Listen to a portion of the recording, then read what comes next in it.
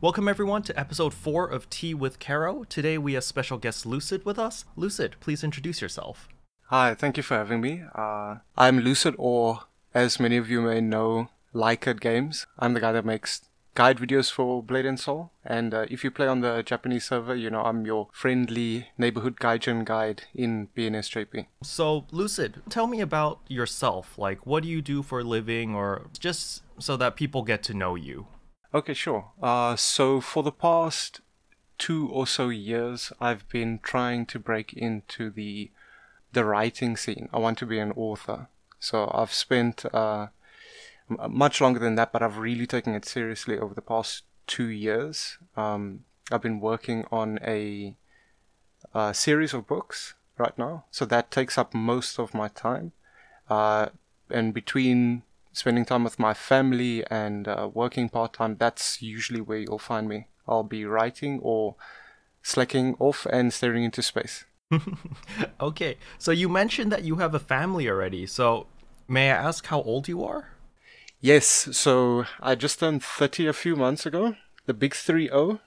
Very nice. Yeah, old man now. It's okay. I'm turning 30 myself in 4 months in February. So oh my goodness, your life is over, man. Your life is over. Enjoy it while it lasts. Tell me about it. Tell me more about your life balancing between working, gaming, and family time.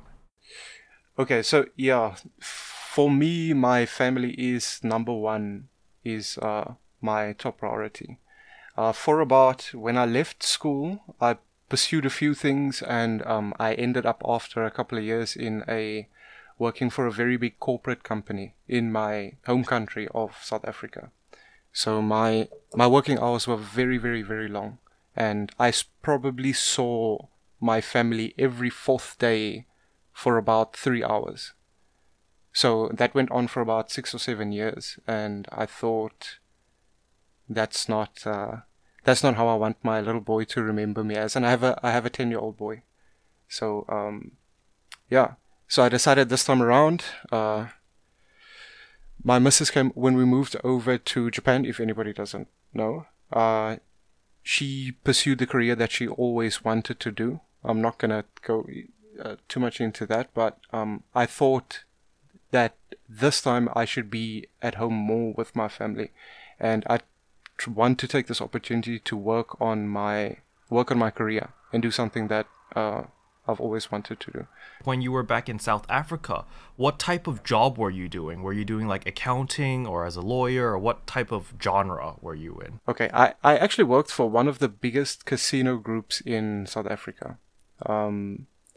I worked in the surveillance department, and I performed an auditing function. So I was, for the majority of my time there, I was assistant to the head investigator for the casino. Yeah, it's a lot of working with numbers and sheets and auditing and report writing and that sort of thing. It's like one of those sit in front of a screen all day kind of jobs. Wow. So how did you branch off from auditing to becoming a novelist? Ever since I was little, I read a lot.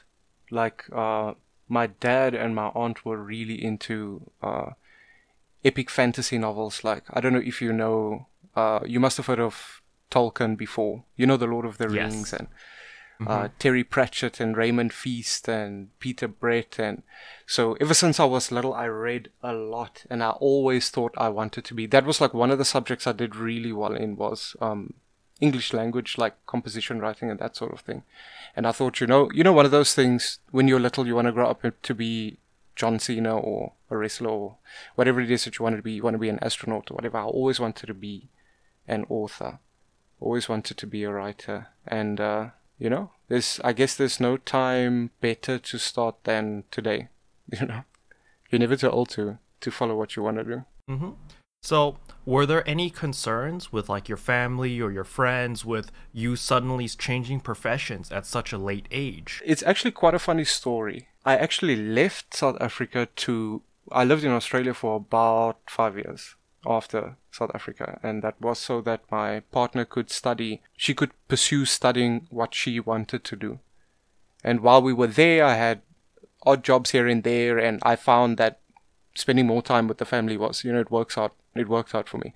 I wasn't able to pursue something in my previous career. The casino industry wasn't really big in the area that we lived in. So she had a career opportunity here. She really wanted to do it, and I supported her with everything, and I said, let's go. And then I gave up my career. So it's kind of funny like this. My partner and I, we are only accountable for each other. Do you know what I mean? My folks are pretty chill, so we can do whatever we want as long as we're safe and we're happy and we have dinner on the table every night, that kind of thing, Mm-hmm. Mm-hmm. Yeah. So she's working in her dream career, and I'm trying to pursue mine right now. That kind of thing. What about, managing a child at such a young age? So you've had your child since you were 20 years old. Yeah. So you had to take care of your kid. And you were dealing with this moving from Australia and then to Japan. So when you were there, there are some language barriers especially in Japan. How did you deal with this? Definitely.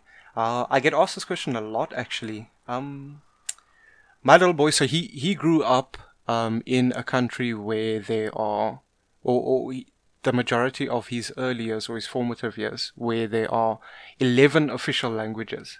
And he was exposed to 2 of those languages, English and Afrikaans, like every single day.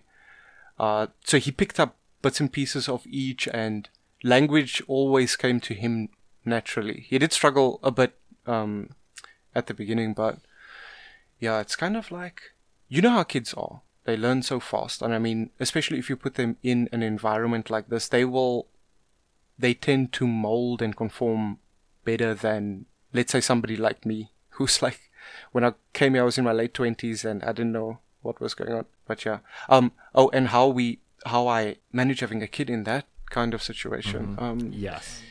My sister we always had kids running around with family. Even my friends had kids, and so we were very comfortable with having kids around, if you understand what I mean. So yeah, I'd spend weekends babysitting my sister's kids, and they'd come over. Like, I really like it. So when you have a child and you realize that there's some little human being that's depending on you, not only for sustenance, but they look up to everything that you do, and it's almost as if they model their outlook on life from your actions, So yeah, it's been good, and I'm very lucky. And then what about your child with, school, making friends, stuff like this? Have you had any challenges on that yet? Or is your child very social and easygoing and kind of melds well with the environment that he's in? That's a very good question. I've been asked that before. He really is a social creature, this boy. But yeah, when we came here, there were some difficulties. It's more so the cultural differences than the language barrier. I'm sure you understand that, right? It was more like the way he acts with the kids, and something that he would take offense to that they don't take offense to, and vice versa, that kind of thing. So we did have a few issues in the beginning, but he kind of assimilated with the kids. Like, over time, I think it took him about a year or so. It's very good that you did talk about that, because a lot of people do wonder if they have a kid or something and they want to come over to Japan, or I'm sure any Asian country, right? Because it's really different. The culture is really different to the Western. As long as you are open and supportive, they tend to adapt very well at that age. How many years did you stay in Australia, and how many years in Japan? In Australia for about 5 years. 5 years? Yeah, almost 5 years. And in Japan, we're heading towards our 3rd year. So in 3 years, were you able to pick up the language in a conversational level, or are you still on the survival level? To be 100% honest, I'm still on the survival level. I understand very well, and I can read very well, but I have major issues with syntax and formulating sentences and things. I can say one-word things, and I can sort of get my message across, but I've been slacking a bit. I think it's the old man brain, you know? And what about your wife and your kid? Have they picked it up really easily? Oh boy, yeah, my little boy, he's near fluent, I'd say. He's beyond conversational now. Like, if I want to go somewhere and ask for something super specific, I take him with me all the time. I have him glued next to me and he's my interpreter. So, and he hasn't done any studying. He's just been thrown in a classroom with like a whole lot of little Japanese kids, and he just picked everything up as he went along. It's really amazing to see. I wish you could experience something like that. It's just wow. The missus we're sort of in the same boat. Because, I mean, she works for an English company, so she's not really exposed as much to Japanese, yeah. So you said your kid is in a Japanese school right now. So is the entire curriculum in Japanese as well? Yes. Yes. So how difficult was it for like the first, let's say, the first couple months when you just moved to Japan? Like, you must have had a lot of hardships to, for example, like to rent a house, to, know the transportation, to get your kid to school. And then after that, you probably had even more issues with your kid not really understanding the language and, just getting through school life. Yeah, definitely. For the first couple of months, it was actually terrible. Like, I shouldn't say terrible, but it was really challenging.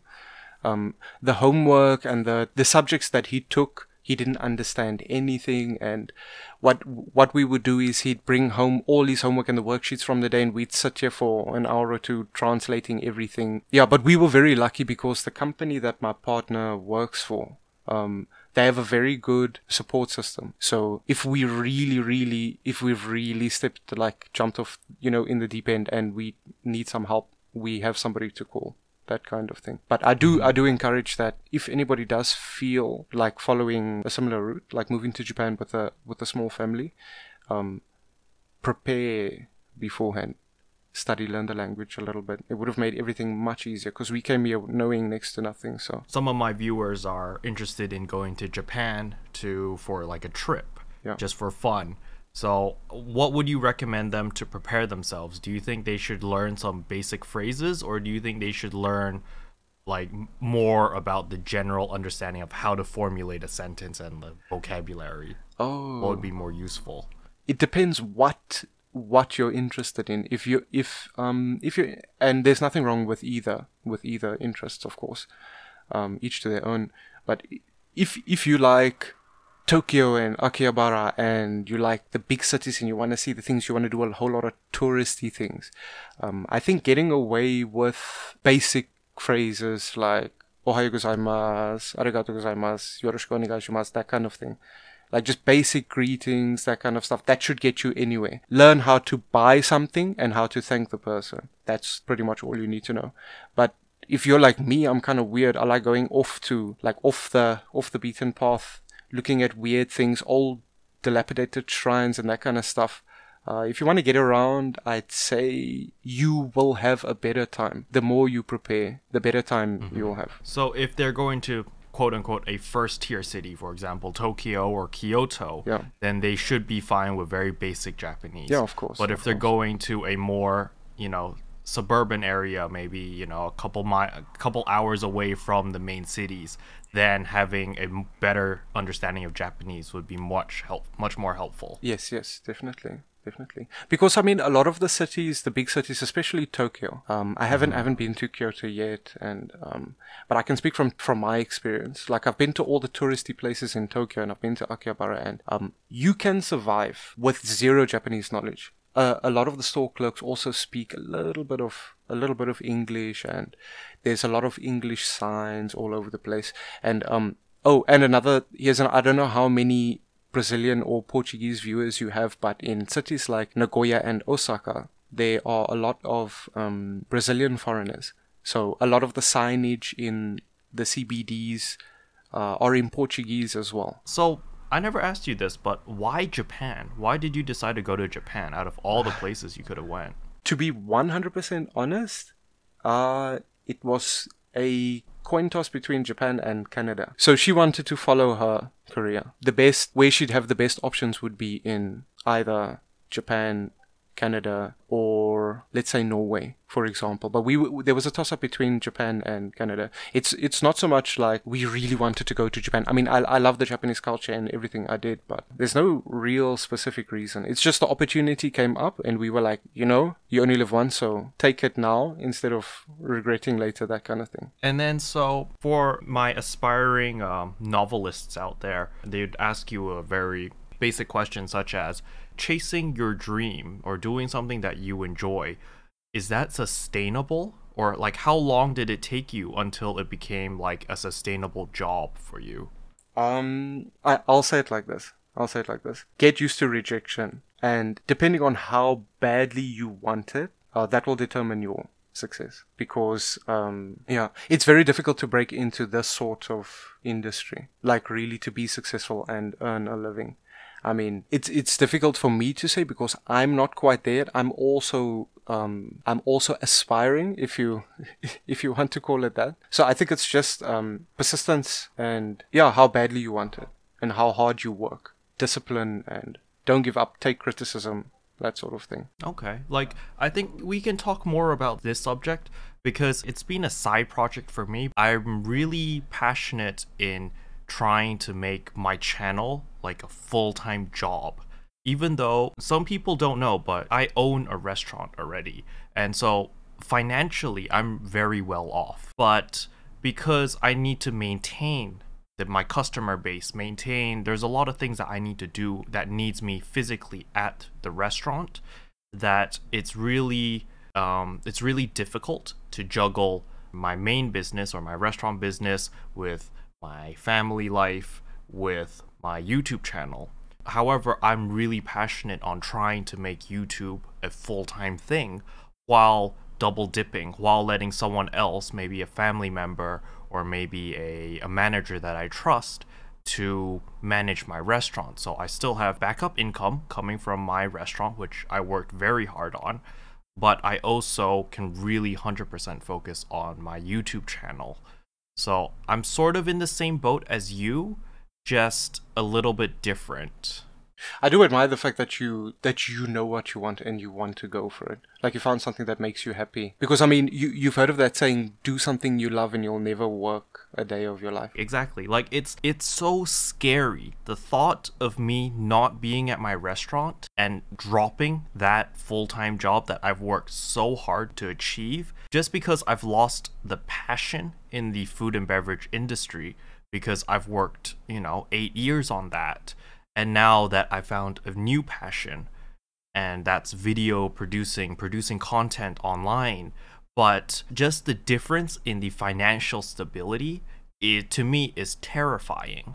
Because on YouTube, I make maybe $200 a month, while my regular workplace, I make a couple thousand a month easily. And just because of the financial instability, I am terrified in pursuing YouTube as a full-time job, but I still want to try it because it's a passion, which is why I still want to have like a backup plan in case, for whatever reason, if it doesn't work out, at least I have a backup plan to go back to, right? Yeah, you'll never know. You'll never know until you try, right? So yeah, exactly. Like that's my mentality. So I'm just trying to find someone who's suitable to manage the restaurant while I'm not around, so that I could 100% dedicate myself onto the YouTube channel. But I want to open the conversation with you about this. So you're in Japan and you're basically facing my biggest fear, which is you have no backup plan. It's do or die as an author. How do you handle that fear or that challenge? If you asked me this question 7 years ago, I would say you're ridiculous. There's no way I'd ever do this, like without a backup plan. Are you crazy? No. But I think as we get older, in reality, we do have a backup plan, right? But I don't want to go too deep into the financial aspect of it. But the living my partner earns is pretty good. It's okay. So I'm taking a gamble, right? doing what I'm doing.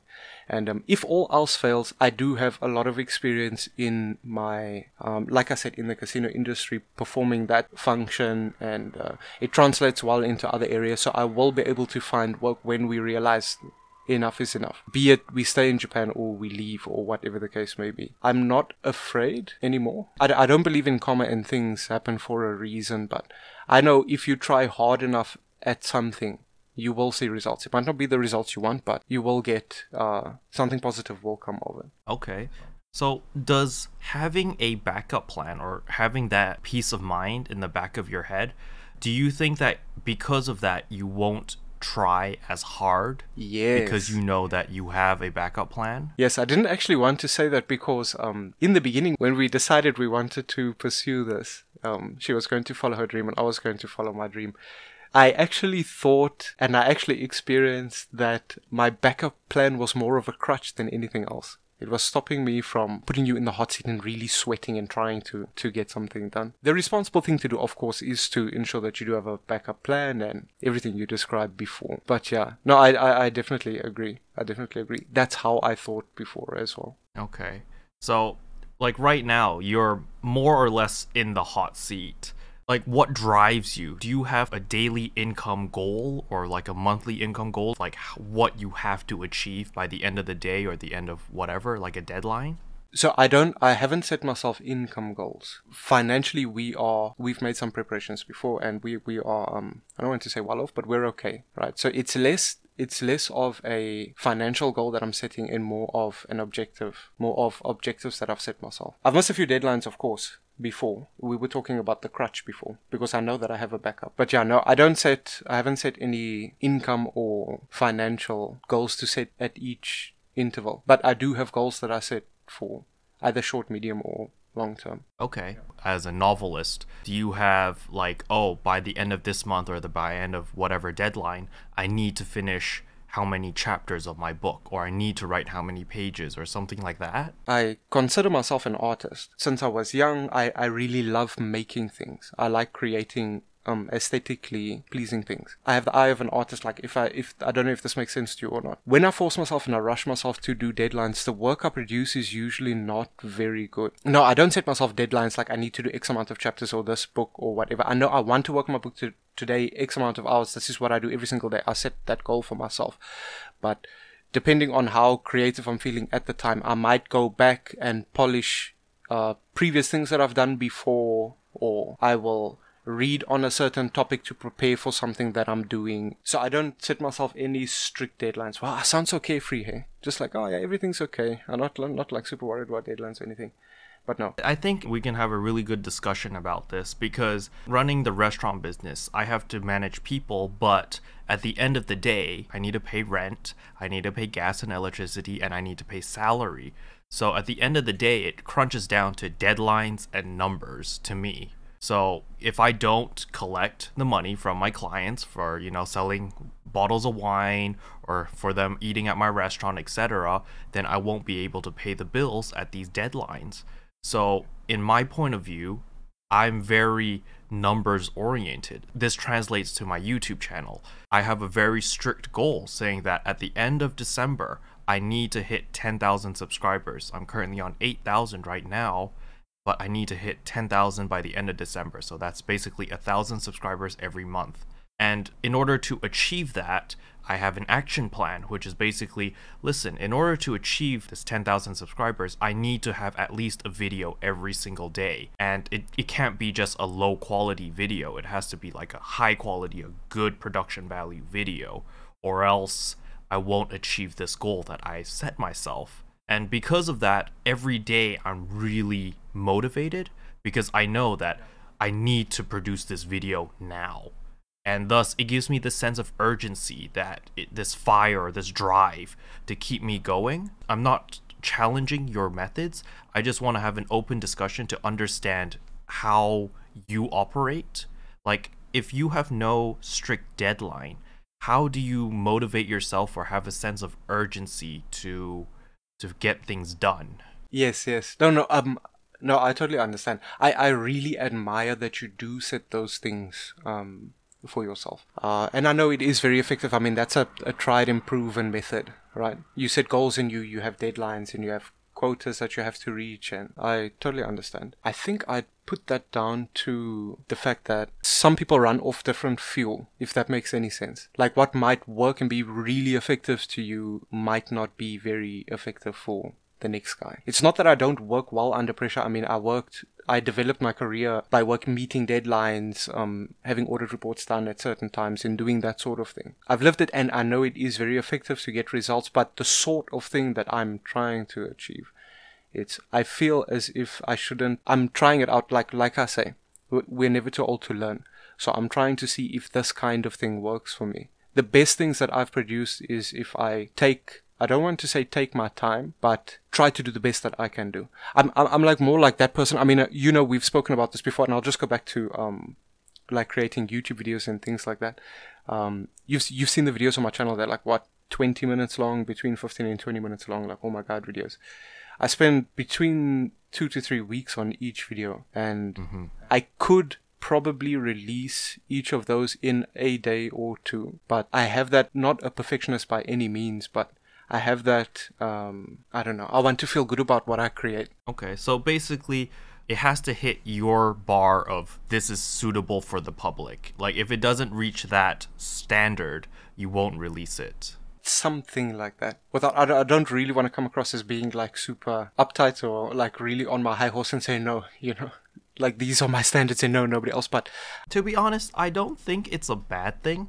Because even though your YouTube channel doesn't have many videos, but each video that you've released, we can clearly see that you've spent a lot of time making the introduction, doing your voiceover, doing breakdown of each mechanic. Your video guides are a lot more detailed than, I can almost say, 90% of all the guides on YouTube, because you break down everything into the minute details very well.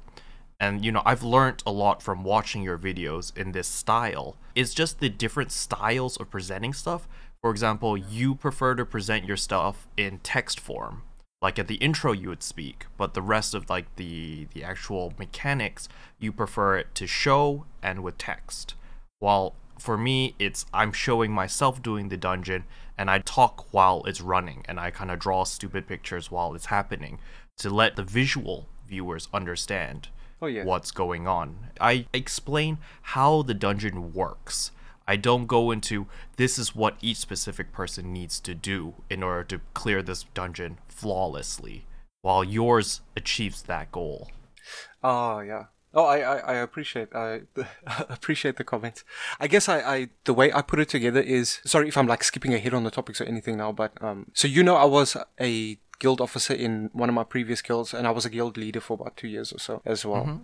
And a lot of the people that I got in, we'd have to teach them how to do, or it fell on my shoulders and somebody else's shoulders. We would teach them how to do some of the mechanics and some of the dungeons and things. Because I'm sure like not everybody is the same. Like they don't like going in blind and learning and figure things out and take notes and like, that kind of thing. So we'd end up teaching people how to do everything. And a lot of the times the people who came to join us for these runs, they came, because, Blend Soul Japan is kind of like a novelty server, it's like, oh wow, it's, BNS Japan, let's go try it out, and they don't really last for long, and, they might not invest, as much as they would in, let's say, in a more populated server or whatever it was. So we'd get a lot of people coming in and out, and we'd be teaching them how to do these, mechanics and things, and they would always be either below or at the bare minimum gear needed to clear that dungeon. And they had no other way to get there. They had no other way to get inside. They couldn't join public parties because they didn't have the gear to do it. They'd die straight away. They wouldn't know what they're doing. So my goal to do this for them was, I will show you everything, how much the gear that you have and the damage that you can output, you can clear this dungeon, and I'll show you everything that you need to do to clear it. If you do each of these mechanics correctly, you will clear this dungeon, and you won't need, let's say, 1 million DPS or something like that. You can still do it. So I had that kind of philosophy when I started making these videos. I thought it would just be easier. I actually made it originally for my guildmates. They would go into a dungeon and they would die and they wouldn't know why. And they do this and they couldn't pass this specific mechanic, but they joined somebody else and they did something, right? So they try to emulate what they do, but they don't have the same kind of gear. They can't survive X amount of damage done by the boss or the mechanic, and they can't push him to a specific phase. So that was my thinking when I went into making the guides. I'm going to show you everything, so any scenario that comes up, you know what to do. I try to make it as a reference. If you weren't sure, go back, look here. I'll tell you what it is, and I'll show you all that was my thinking behind it. So transitioning off that, the next question would be, why did you stop making Blade and Soul guides on your channel? Yeah, so it's kind of funny because you asked me about personal deadlines and that sort of thing, and it was actually a combination of wanting to really focus my energy on my writing career and a lot of things that happened within my guild. I founded the guild that I'm not currently in this guild right now, but I founded the guild RPN in Japan. We had a lot of newcomers coming, and we got a nice little community together, and you know how it is, like guild politics and that kind of thing. Different egos here and there, and it started to feel like work that you're not getting paid for. It started just getting like really, really hard. I used to enjoy, I don't know if you've experienced this before, but I mean, I've been playing Blade and Soul since the Chinese open beta in 2013. And I always had this feeling every time I logged in, and I'm going to go see my boys or my friends, and I'll always get a little bit excited, you know, and I'll be like a little bit happy to log on. And then I kind of stopped feeling that. Do you know what I mean? I understand what you mean. It's just that, to me, I take a lot of responsibility on projects I take. So for example, when I started my guild, Strawberry Pancakes, I knew what I signed up for. And I knew that I was going to have to deal with guild politics, guild drama, and a lot of things. I guess it's different management methods because I don't know how you manage the situation, but we can go into detail later. But the way that I manage my guild is usually I take responsibility for all decisions made. So that way everyone sees me as either, oh, you're the guild leader, you're a nice guy, or if, you know, they get the short end of the stick because, you know, they did something, they caused drama or political power plays, and I cut them out, then they see me as the bad guy. But normally I can handle this because I have to deal with real life stuff. When I have to fire an employee in my restaurant, I'm cutting them off from a stable income. So compared to that, kicking someone from a guild because of misbehavior is not as, you know, I don't get affected as much because I'm used to cutting people off from their livelihood because of underperforming. That's why I can shoulder a lot more pressure, and I can alleviate a lot of pressure from my guild members so they don't have to deal with it. That's how I've managed to keep guild drama to a minimum, as well as guild politics, I guess. So I just want you to maybe go into, obviously if you can, go into some more detail, or maybe something like what exactly happened on like why you left Blade and Soul, why you stopped making YouTube videos, stuff like that. I'll say it like this. So I agree with your methods actually. I think that is the most effective way to do it. If you do speak to anybody who's in my guild, they know I'm very straightforward. If we have a problem with somebody or I have a problem with somebody, I will say it to them specifically and straight. I don't beat around the bush, that kind of thing. I totally understand that. The situation in my guild, yeah, so it was more about the game. It was the game and the guild politics and this and that. It was that kind of thing that made me stop. In my guild, I don't encourage cliques to form. I really don't like that. I really don't like the fact that there's a certain group of people who play together and then another group that play together, and the two of them, like, nobody mingles and that sort of thing. I used to play another MMO before called Terra. I joined one of the biggest guilds, and what I noticed straight away was that there were so many little groups within the guild, and people didn't really interact with each other. And you play an MMO to spend time with people who like to play the same game that you do. I mean, it's a social game, right? You want to meet new people, make friends, and have fun together. That's the gist of it. And we did have some people in our guild that formed little cliques, and they only did things together. And when the other person came in, they wouldn't speak, and etc. And I really got fed up. I just really got fed up, and I tried to make the situation better. But I mean, you're only one person. I guess when you step back, like I said before, it's like it starts to feel like work. Like I don't mind, and I knew what I was signing up for. Like a lot of people came over from my old guild to join my guild, and they knew, like, I took full responsibility. I hosted raids. I made sure there was things to do.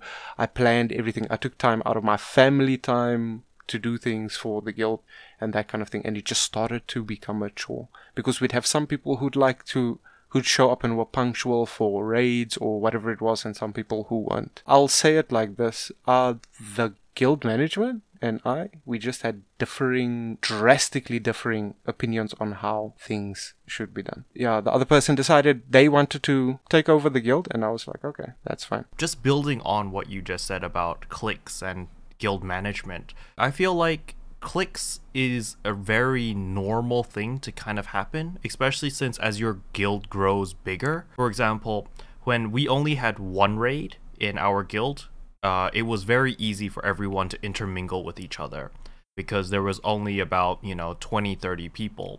However, when we started becoming a much bigger guild with about 50 players, then it was very clear that we have first raid members which just mingle with each other, and then we have second raid members which also mingle with each other. So you can see that, at the current situation of my guild, Strawberry Pancakes, is, first raid members, most of them keep to themselves. Second raid members also keep to themselves.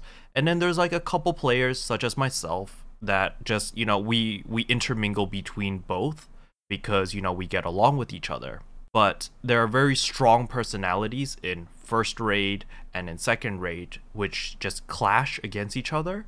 So in this case, I feel like having their own cliques or their own pre-made groups sort of works out, because certain players are just not meant to play with each other because they have different beliefs. It could be religion, it could be upbringing.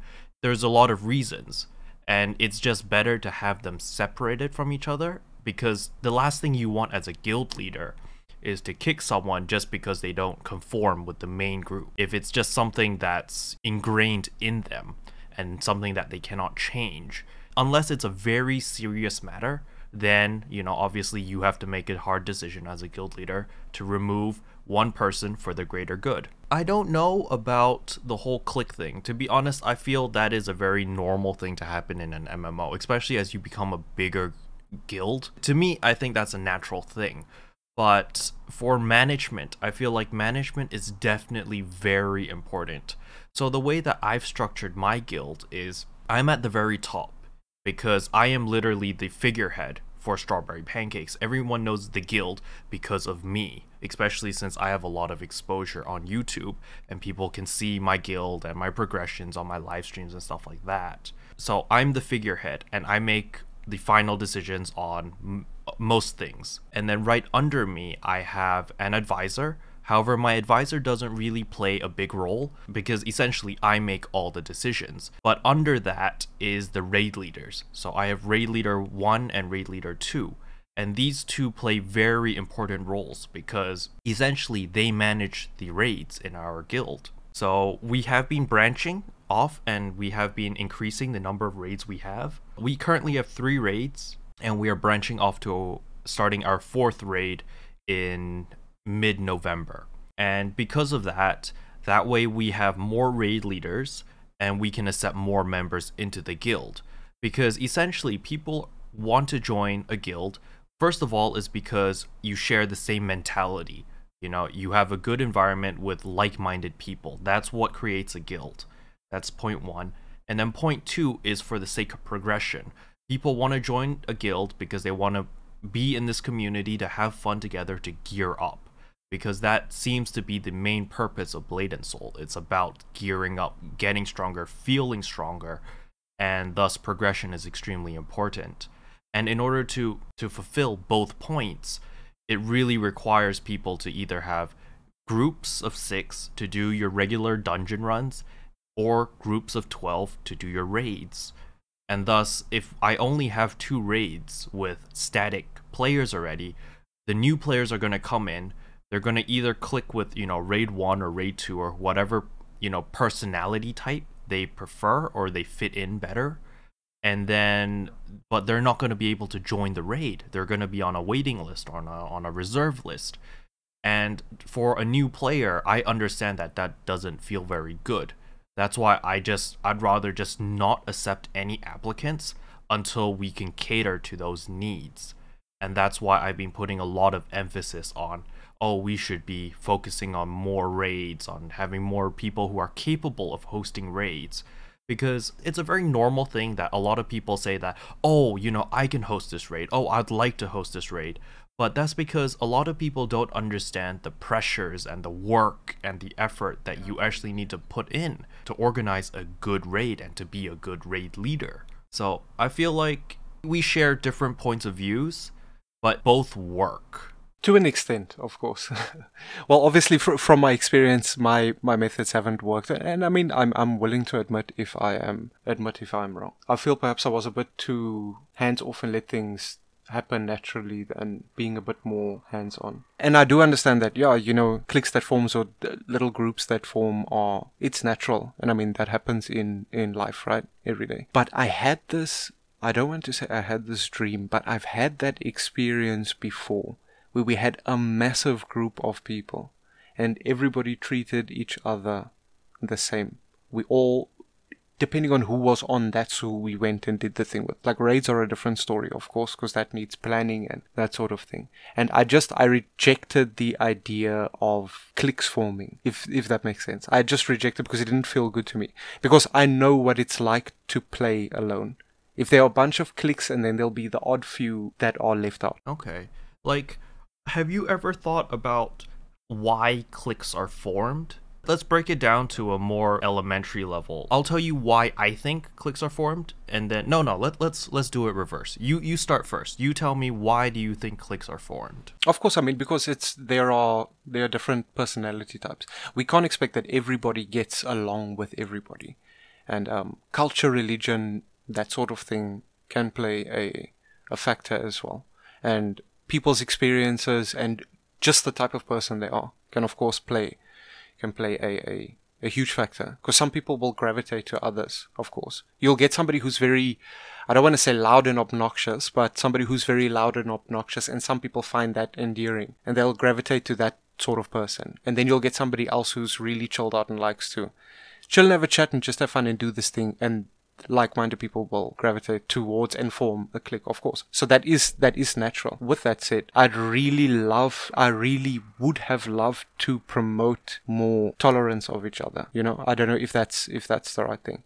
And to understand that we all have our fallacies and things. Nobody's perfect, and nobody's perfect from one person to the next. If we can, and I'm sure this can, it's just my opinion, but I'm sure this translates to life as well. If we can look past the things that we don't necessarily agree with or we don't necessarily like that much about the person, there might be something there. You might be able to find a common interest or something. I feel like it's a missed opportunity if the cliques form too early and people don't get to mingle with each other enough. We had the best time in our old guild before we had cliques starting to form. And that guild lasted, we were the biggest foreign guild here in Japan. And that guild lasted for about 2.5 years, almost 3 years, until a couple of people came in together and they were in a clique. And I don't know why. It felt to me as if that spread like it was infectious. Because when that group was on, they never spoke to anybody else and they only spoke to themselves. And then the people that were there formed a little clique of their own, and then you still had some people who spoke to everybody, and then that was a clique of its own, that kind of thing. I know what it's like to not have cliques formed, and it's amazing. Like, it's really cool. Those were the times when I was the happiest to come on. Maybe it's a childish wish to be in an environment like that, but I was chasing that so hard, and that's what I was trying to encourage in my guild when I founded this guild. What measures did you put in to ensure, because you stayed basically cliqueless for 2.5 years in your guild. What did you do to ensure that your your guild stayed like that for so long? The thing was, I always believed in leading by example. Like, I wouldn't treat one person, whether I like them or not, I wouldn't treat them differently to the person that I do like. I always felt that leading by example was the most effective method, because I mean that's how I learned. So there was nothing strictly in place. So what we did used to do in the beginning, one of my very, very, very good friends, Momokun is his character's name, he started a thing where we would have all the geared people. There was like 3, 4, 5 of us that were like played every day, and we'd each host dungeon runs. You call it dungeon runs or trains, or Purple trains is what we call it on the NA server. yeah, purple trains. So we would have these 9 ID runs. So we'd do 9 dungeons back then, and we'd have like 4 or 5 parties of 6 doing this at the same time. And it was a bit chaotic, but we were all in the same voice chat. Everybody was talking and joking and laughing, and people were singing karaoke and that kind of thing. And I can tell you, it was the best time I've ever had. We had like 4 simultaneous parties going, and it wasn't that. So the way that we did it was we would distribute the strength, if that makes any sense. Mm-hmm. So it was kind of like that. Like, so I would be leading a party, he would be leading a party, and we had 2 other people leading parties as well. And we'd take people in, and we'd swap and change people depending on what we need. We're like, no, you've got 2 blue buffs, give us 1, and give us that guy. And you know, like we're picking soccer teams or something. Man, I'm telling you, that was the best. Those were the best times that we had. Yeah, so that's what we did, and it worked. It worked for quite a long time. And a lot of people left, obviously, because of, I mean, they can't play BNS forever, you know, get married, have kids, grow up, play a different game, BDO comes out, Final Fantasy looks good, oh yeah, let's go try that out, and they get hooked, and you know. And then Click started to form, of course, and then this was not effective anymore. What about in raids? Like, how organized were raids compared to your regular ID runs? Yeah, that was a different story, of course. So back then, raids didn't exist. Skybreak Spire wasn't a thing. Like, it hadn't been released yet. But when the raids did start, for my guild's raid, I was the one organizing that alone. And I think I was fortunate for the fact that we had so few people actually ready. We had just about enough, with maybe 1 or 2 to spare, who were actually ready to do Vortex Temple. The way we managed that was I had a system that we needed specific classes, because of course you have to understand, back then the gear ceiling wasn't super high, and Vortex Temple was the in-game raid at that time.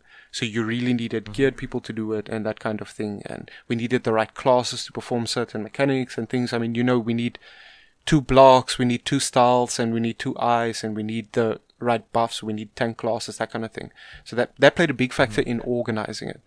And obviously as the raid leader, because these are people who would not have had a chance to raid in Japan, because a lot of them didn't speak Japanese very well. They weren't connected. They weren't playing as long as some of us were. So they didn't know people. They didn't have another means to raid. So as the raid leader, I actually had to go study each of the jobs that I never knew. And I set up my old spreadsheets where I had pages on each of the roles and what they had to do and tips and how to look out. Because previously I joined a Japanese group to do it, and I performed one job from the beginning till the end, always. I don't know if that makes a lot of sense. So I had to go back. No, it does. Yeah. It does. And I had to go ask people like, oh, so when this happens, how do you do that? So I put this whole thing together, and we were fortunate enough that we had just about enough people to do the raid. So it was unfortunate that 1 or 2 people did have to bench, but as soon as an opening came, they would come into the raid. So we didn't have more than 1 raid, if that makes sense. And I would understand the dynamic would be different if we had more people. Like back in the day when we were 80 out of 80 in the guild and 60 people online at the same time. Yeah, the dynamic would have changed a bit back then. But yeah, that's how we did it now. Yeah, I totally understand, because organizing a raid really does require you to know everything. You probably had this experience as well. When we're making guides for dungeons or guides for raids, like, you really, really need to know every single role in order to explain a raid perfectly. Like, you know, people need to do this because of this, and there's like a chain effect, and you need to just kind of explain every single detail to every single person, letting them know that, listen, you have to do this role at this timing because it's going to affect X player or something else. And It's the same with the dungeons. I totally understand what the work that you had to go through, because as when I was raid leader myself and guild leader, I had to deal with both. And that's why I stepped down from raid leader as soon as there was a suitable person to take my place, because I couldn't handle having to make sure maintain the guild as well as prepare for raids. It was too much work for me. So I just focus on guild management, and I have people that manage raids for me.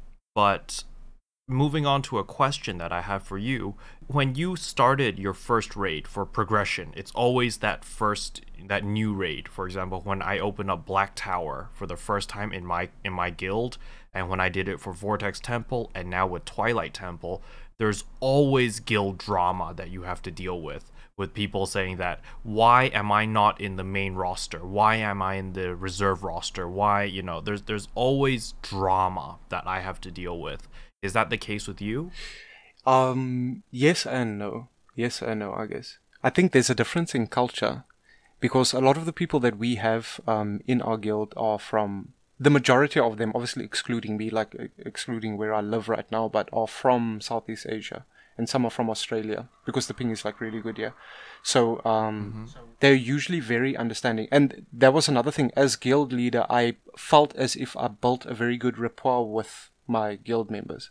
So they knew me and I knew them, and I could speak to them directly, and I would say, and this has happened before. The people who I've spoken to about this, they will know who this is, they'll know who they are if they're listening to this. But I've had to ask people to leave the raid, or I'd had to tell them that I'm taking them out of the raid for X, Y, and Z reason. They would understand. They knew me as a guild leader and a raid leader like that. I wouldn't do it because I don't like you. I wouldn't do it because you don't get along with anybody else. It's because it was for the better of the progression of the group. So I was able to speak to everybody, if that makes any sense. It was like that. I think it was fortunate because we were small, right?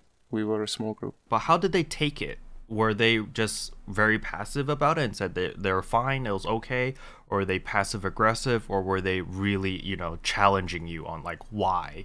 In my old guild, I've come across those types, very passive aggressive or very openly aggressive towards me for saying something. But with this guild or recently, the guild that I was in, I didn't have any trouble like that, because like I said, they knew, my guildies knew who I was. And they know I'm not a malicious or vindictive person. I wouldn't say anything to attack anybody. I will say it as it is, and I'll say it straight, and I'll explain to them why I'm doing it. So I didn't come across anything too heavy like that. They knew.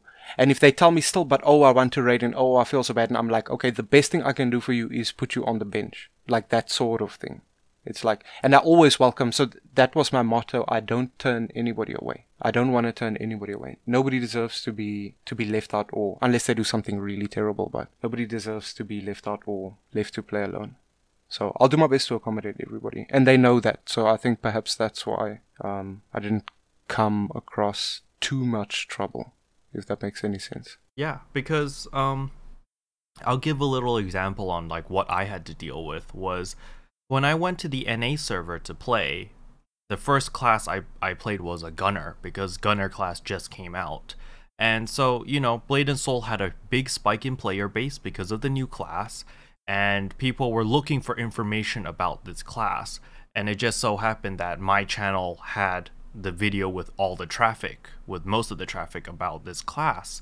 So a lot of people were like, oh, that keroppi guy. And then they see soon after that I started a guild on the NA server. So a lot of people applied to the guild this way. And then what happened was we progressed through Black Tower relatively easily, because, there are not many essential roles that you need. So we blasted through with like 8 gunners, and it was not a problem. However, when we got up to Vortex Temple, then, we needed party stealth, we needed homemoon block, we needed sheaths, we needed a lot more skills that, 8 gunners can't really provide. So what I had to do was, I did as you did, was lead by example. So I re-rolled my character. I love my gunner to bits, but because I needed to show people that, listen, if we want to progress through Vortex Temple, some people are going to need to reroll to the classes that we need. I can't take everyone. So I rerolled as a summoner because we needed a stealth for Scion's Keep for SK. So yeah, so I rerolled as a summoner, and then it started off as a meme. It was just like, oh, your cat is called Marky, blah blah blah. Your cat always gets you killed and stuff like that. But like soon after, it just kind of grew on me, and then as I geared her up slowly but surely, I just showed everyone. I was like, listen, guys, my summoner is ready to do Vortex Temple because I didn't complain. I sat down, I accepted the facts, and I grinded and I just played the game for a month and I was ready to go. But some people, they would rather sit back and just complain for a month until either I give in or they give up. And I lost a lot of very good players because of that. A lot of very good players were very stubborn. They said that, listen, I'm a good gunner. Look at my parses, look at my DPS. I can do these mechs, blah, blah, blah. But I could only take like the 2 best gunners that we had into the raid. And even after that, so I had to bench 6 other players, telling them, listen, you can't join with your gunner, but if you reroll a character for something that we need, like a soul fighter, I can take you in. And a lot of people were just like, no, I don't want to do that. So I had to deal with a lot of guild drama there, because for the sake of the progression, for the sake of the raid. And you know how it is. A lot of people, if they can't be in their raid, they're just gonna leave the guild. They say, you know what, I'm done, and they just step down. And especially this is very pronounced in the NA server. A lot of people on the NA server are very blunt and very how do I say it? They just, yeah, they want things their way. If it's not their way, they just can't accept it. They can't compromise. A lot of people are unable to compromise with you. So, unfortunately, I had to bench a lot of players, but the way that I did it was very discreet. So a lot of players, the players that are having fun and having a great time in my guild, they don't really notice until several months after that player has left. Then they go, hey, I haven't seen that player in a while. And then I tell them the news. I'd be like, oh, they left the guild. But I won't tell them the reason unless they specifically ask me. And that's just the way that I've dealt with things. I prefer to deal things very discreetly and very, through private messages. And I don't like to deal with things publicly, because I feel like even though I do support transparency, but only if it helps the cause. And I don't like using transparency just to let everyone know what's going on if it's not beneficial to the guild. Actually, I agree with you. And in fact, I found myself in the similar situation to you, similar but like very different. Like before we started our VT raid, sorry if I am going off on this tangent, you just have to stop me. But I wanted to reroll to KFM. I loved playing KFM as a class. I thought it was the best thing, but my raid needed damage, and they needed the Force Master to do it. I was the only Force Master in the guild, and I had to do it, and I did it for progression. I had to stay because we didn't have any other hard hitters. It was like either I reroll and I enjoy life and my raid fails, or I have to just keep playing this brain dead Force Master. But yeah, no, But Summoner is the best class in the game, by the way. Summoner is definitely the most flexible class in the game. That's what I like about it, because to me, I've never been the player that pursues the most DPS. I've always been a support player, because most of the time I'm essentially the backbone for the guild and for the raid. When things go wrong, when things bad happen, everyone looks at me and I'm supposed to be a miracle worker and come up with a solution. And that's the role that I've always played. And by being a summoner, it's a lot easier because I have my cat, Marky. Like whenever people are dead, things are going bad, it's usually like our raid leader, Notpix, usually just says, Kero, go revive that guy, go save this guy, go da da da da da. So even it's even a running joke in our raid that I am the ambulance, more or less. because it's just I'm not the fastest learner in raids. That's a fact. Like even in Twilight Temple, the first boss, it took me I think almost 3 weeks just to get down the timing of a stealth. So I admit that to everyone that listen, guys, I'm not the best mechanically most skilled player in the game, or in the raid, or even in the guild, and I need time to learn. But because I'm not the best player, or because I have this mentality, I'm very patient with the rest of my raid, because I know, look, if I can't learn it that fast, why should I expect other people to learn it that fast? And that way I have a much more open and much more patient personality when it comes to raiding, which is a very rare trait in the NA servers. A lot of people are very quick to play the blame game, to be like, we wiped because of this player, and then it snowballs, and then in the end it's just a very toxic environment. But the way that I manage it is, if I notice that, oh, people are tilting, oh, people are in a bad mood, then usually I try to lighten up the mood at my own cost. I like to make jokes at myself, like, oh, I think it happened 3 weeks ago. We were progressing through Twilight Temple, and it got really toxic. Like the environment got really toxic. So, I just cracked a joke, a very simple joke. I was like, oh my gosh, guys, I need to go to the bathroom. So I went to the bathroom and came back, and I was like, guys, I just took the biggest dump ever, and my ass is on fire because of all that chili I ate last night. And just, it's a really dumb joke, right? But it really lightened the mood. Yeah. Yeah, morale is very and then important. so everyone just, even the people that were mad were kind of like, Kero, you're such an idiot, and why can't you handle spicy food, blah, blah, blah. Like, it's at my expense, but I know it was worth it, because it made the guild, like the mood lighten up. Everyone was a little bit less tense, people were more relaxed, and I think like 2-3 pulls after, we cleared it, and everyone was fine. Nice, yeah. Morale has like a really, really big effect on it. Because if you're not having fun, and then it's like, why? Why are you doing it? Yeah, exactly. It also comes down to that as well. I remember you made a video about being a raid leader, about like the top 5 tips and stuff, and then like basically it boils down to, look, guys, we're playing a game. Yeah. If you're playing a game on your free time and you're not having fun, why are you doing it's like, it, what are right? you doing, dude? Yeah, exactly. So, like, I share this mentality as well, and I've been preaching it with my raid leaders a lot as well. And it's kind of like, listen, if we're not having fun because of X player, I don't mind benching X player because we're not having fun. Like, this goes against your philosophy of giving an equal chance to everyone, but at the end of the day, my point of view is, did I have fun, and did we progress, and are we having fun as a guild? Like, it's selfish, it is selfish, but in my point of view is, if I'm putting my own free time in a game, I need to have fun. I won't go out of my way to torture myself in order to let someone else have fun, unless I care about that person. Yeah, true. So, I mean, this goes against your philosophy, but I want to discuss a little bit about this, talk it through. So, like, your mentality of everyone is equal, you want to give everyone a fair chance. I understand why you want to give everyone a fair chance, but at what cost?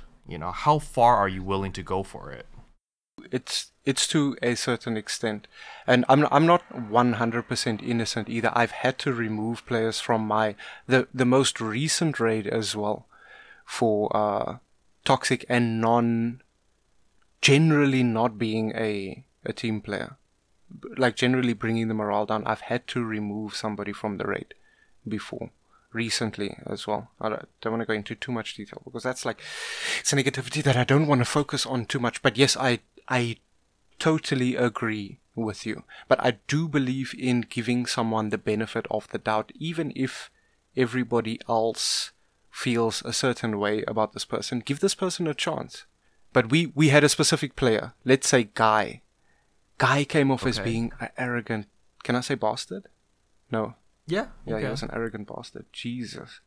That guy was terrible. He kept on linking his gear and linking his DPS meter and showing everybody, and like nobody really cared, and he would laugh at people when they do mechs. And so what I've found that works very well in my guild, or what we have what we've built and what we've accomplished, is the way that we treat each other and the way that we speak to each other tends to rub off on others.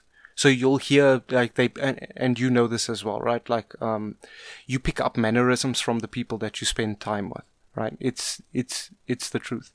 So after a while, this guy kind of stopped doing that because nobody else did it, and he wasn't validated when he did that. But when he was cool, you know, and when he'd like take part in a conversation or whatever it was and make some jokes and post something in the Not Safe for Work channel and everybody has a laugh and stuff, then he got the positive response from everybody else.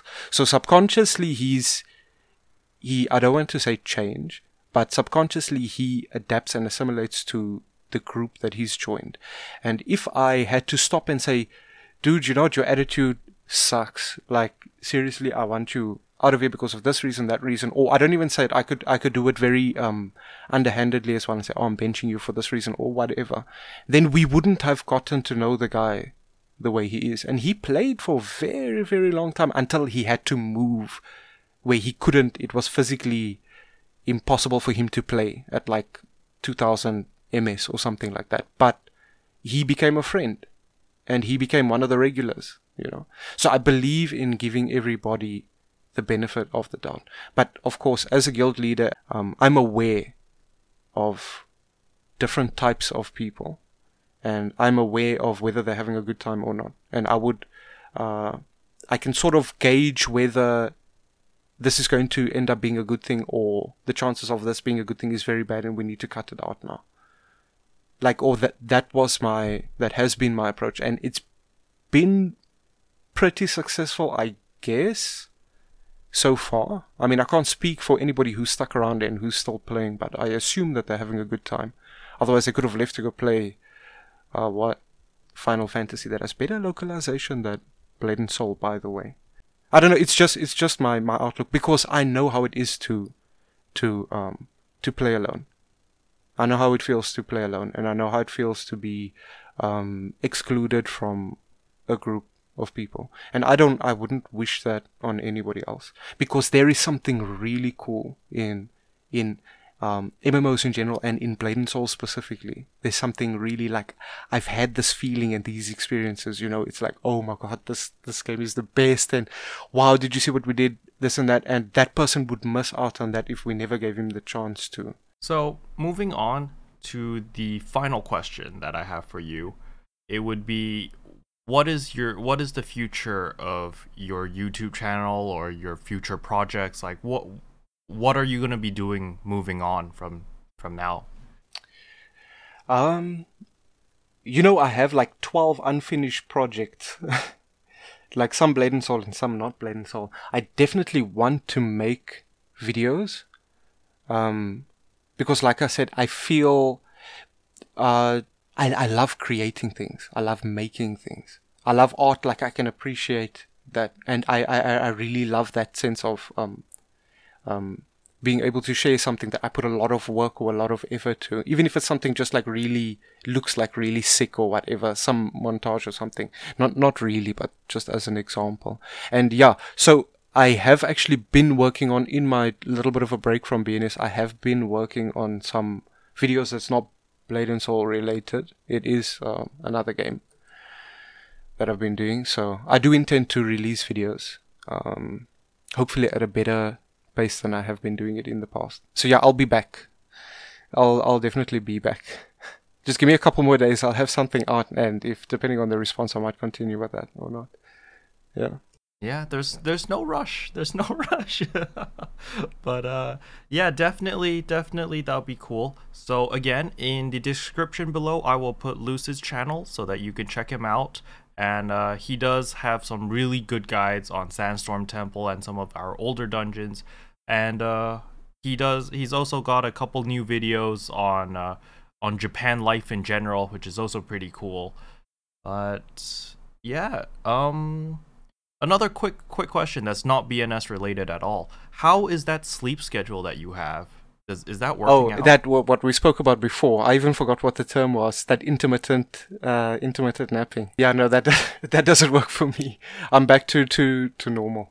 6 hours, 6 hours in the evening. Yeah, back to normal. But it might work for some people. You should try it out. You should totally try it out and tell me No, how it goes.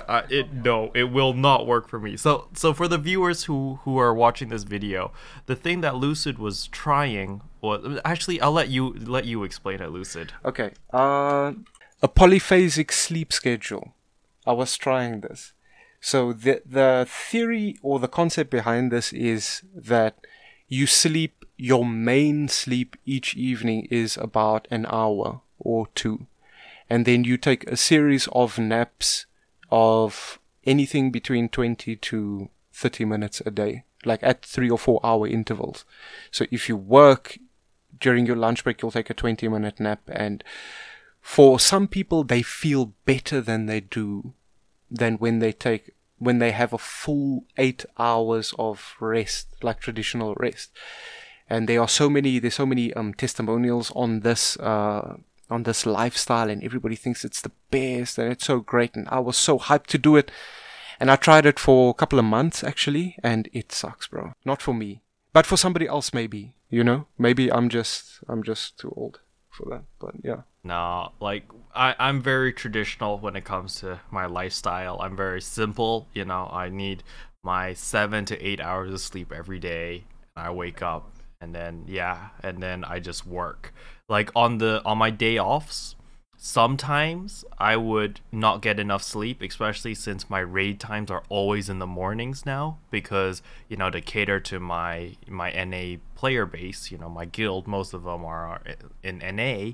So because of that, I'm waking up at 6:50, 7 o'clock in the morning to do raids.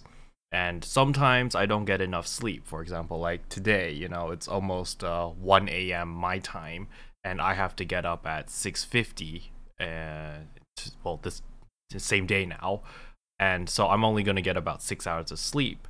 And on those days after raiding, and if it's a day off, I'll try to get like an extra 2-3 hours nap sometime in the afternoon.